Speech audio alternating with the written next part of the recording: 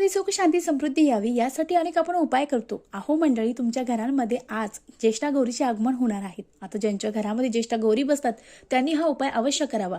आपल्या कुटुंबामध्ये एकोपा नाही, कुणाचं कुणाशी जमत नाही, सतत भांडणं होतात, वाद होतात, घरात दरिद्रता आहे, गरिबी आहे, आमच्या घरात सुख शांती समृद्धी राहत नाही, तर तुम्ही जर हा 3 दिवस न चुकता उपाय केला तर निश्चित तुम्हाला याचं फळ मिळणार आहे। काय करायचं तर तुम्हाला न चुकता जे कापूर आहे त्या कापुरासोबत आपल्याला ज्या एक वस्तू आहे ती जाळायची आहे। मग आपल्याला मातीचं भांडं घ्यायचं आहे, त्यामध्ये आपल्याला 1 तेजपत्ता, 2 लवंग, 2 वेलची घ्यायची आहे आणि त्यासोबत भीमसेनी कापूर घ्यायचा आहे। आणि रोज संध्याकाळी तुम्हाला तिन्ही संजेच्या वेळेस पूर्ण कुटुंब देवाजवळ बसायचं आहे आणि एक मंत्र म्हणायचा आहे आणि तो मंत्र म्हणताना सगळ्यांनी हात जोडायचे आहे आणि आपण जे तुम्हाला वस्तू सांगितल्या त्या प्रज्वलित करायच्या आहे आणि सर्वांनी न चुकता तो मंत्र ऐकायचा आहे आणि त्यानंतर ओम महालक्ष्मी देवे नमः या मंत्राचा जप करायचा आहे। याने तुमच्या घरात किती दारिद्र्यता असू द्या, कितीही वाद असू द्या, विवाद असू द्या, सर्वातून तुमची समस्या होणार आहे, कारण तुम्ही सगळे कुटुंब मिळून ही सेवा करणार आहात।